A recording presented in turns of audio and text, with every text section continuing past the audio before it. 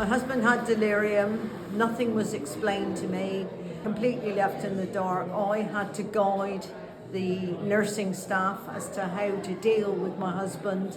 They sometimes became quite short with me, making me feel inferior and making me feel like I didn't know what I was doing, when basically I look after my husband 24/7. Obviously I'm a carer. I come to the memory cafes with my husband, but I don't think carers get enough support.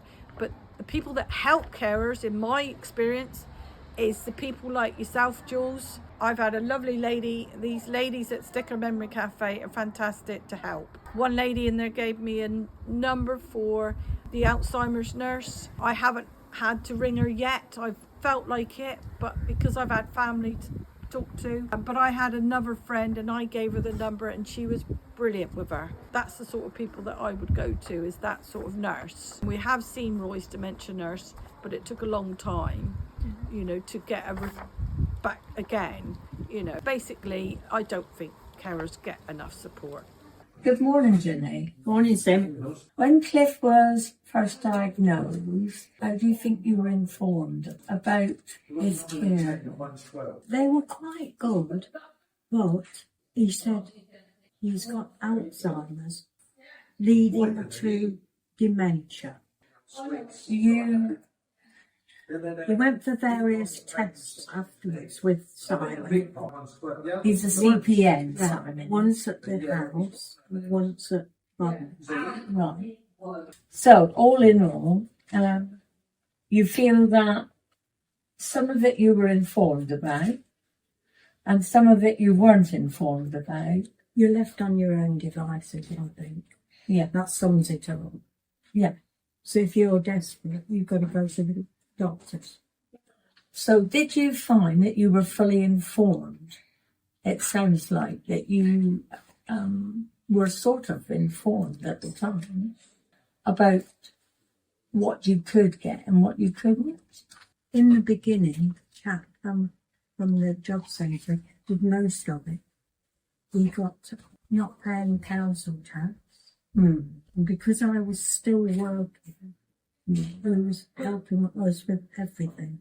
And I think I should point out at this point that Cliff was early onset because he was under 60 at the time. Yes. Yeah. So he had to give up work before he was retired. This was a different scenario to someone who is over 65 and been newly diagnosed.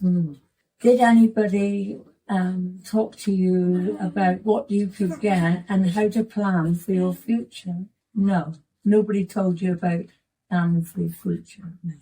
So when you became involved with us, I know you were really reluctant to come in the first place, weren't you? Have you found that the Memory Cafe have been useful? You'd be lost without it. So you feel that the memory cafes are invaluable or not? You know, I don't want to put words in your mouth. Yeah, well, you know. Yes, definitely.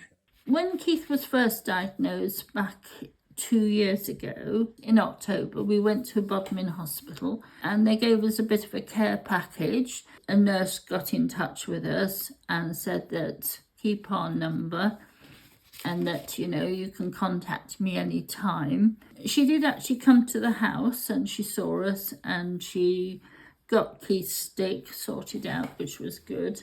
And then she could see that the house was suitable for him to walk around, so she did like an assessment on it. But that was fine for the initial part, but after that things went a little bit quiet. We did go to the doctors and we saw a nurse there and she gave Keith a bit of a once over, but we haven't seen anybody for a long time since then.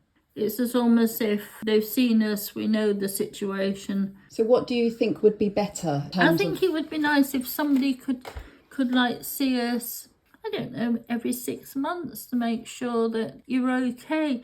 I mean, they're always saying, you know, we're always there at the end of the phone, but it would be nice if we could have a contact. Not only just the patient, but it's also the member, the carer, who is me, who is sometimes needs other support. Oh, the memory clinic. Now, I think that's fantastic that we go to every other week. I mean, we don't say memory clinic here. We don't say dementia. We just say afternoon tea, Keith, for a cup of tea, and then he'll go with pleasure.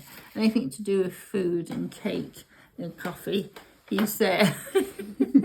And it's nice because we've met yourself, and we've met lots of new people who are in the same boat as ourselves. Yeah. Keith enjoys it because they entertain us. So yeah, no, we've thoroughly enjoyed it and we'll continue going. Our Keith's care's all been sorted out. The children, we've got 3 children, they've taken on a power of attorney for Keith now, and also the LPA, which is to do with the money situation.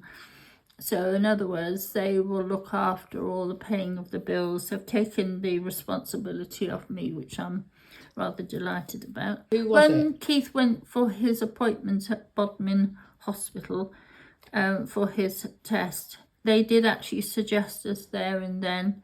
And even the nurse who came to see us initially said to us, you really ought to start looking into this power of attorney and also the LPA. So we've taken that advice.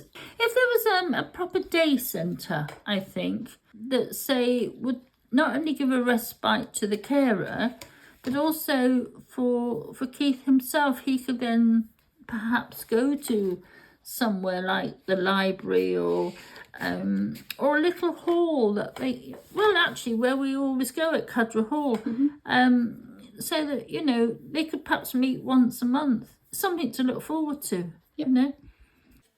How involved did you feel regarding decisions about your care when you were first told that you had dementia? How did you feel when they told you that? I didn't take much notice of it, to be honest. Before you went to see somebody, did you realise there was something not quite right?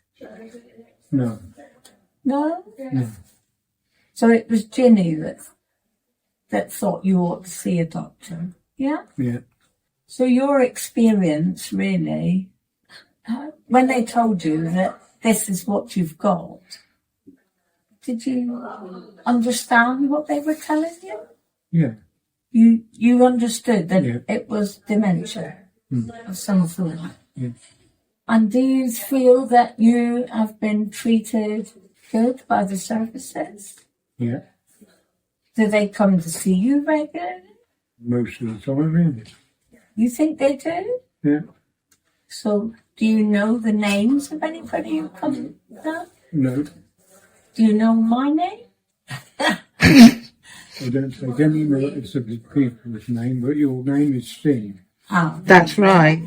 so has anybody talked to you about the future? No. Planning for the future? No. No? So if I come into the Tuesday group and also come in to Memory Cafe, do you enjoy coming? Yes. Do you look forward to coming? I do, yes. Yes, of after the dementia diagnosis. It was quite a shock to both of us Yeah. because he didn't expect that. Did you feel fully informed? No, No. no. He just said he would try to work out the tablets that Mel was on, Yeah. so they could give him a tablet. Yeah. But everything they suggested, it was no good. No good. No, he could not take the medication. You didn't feel fully informed No, I about didn't. it, No, his condition No. and how it was going to no, affect your lives? not Not at all. No, So, did anyone from the statutory services talk to you about planning for the future? no, Not at all. no. So the first thing that you learned was by coming to the Memory Cafe, That's right. having involvement with Memory Cafes, Yeah. who then put you in touch with people that could sort. Sort it out, and then we got carers to come in, Yeah. which we had a problem with. But Overall, your experience right, from the statutory services, Yeah. how do you think it was? I would say just all right. But you I'm not happy. I wasn't happy about it No, because because we was trying to get things sorted and we couldn't get them sorted. no. Because nobody really were listening to you, were they? No. Like when Or informing you of what you could Yeah. aim for. didn't tell us none of that. We No. had to find that out for Yeah. ourselves. Yeah. In fact, it's one of the carers that told us what we were entitled to. She But didn't by say- coming to the memory cafe, that actually, helped me. yeah, Yeah, and you. yeah, Unfortunately, now Nile has passed. yeah. You're still feeling that you've made friends and it's Yeah. good to come back. Yeah, that's right. Yeah, I do. Thank you for that. That's right.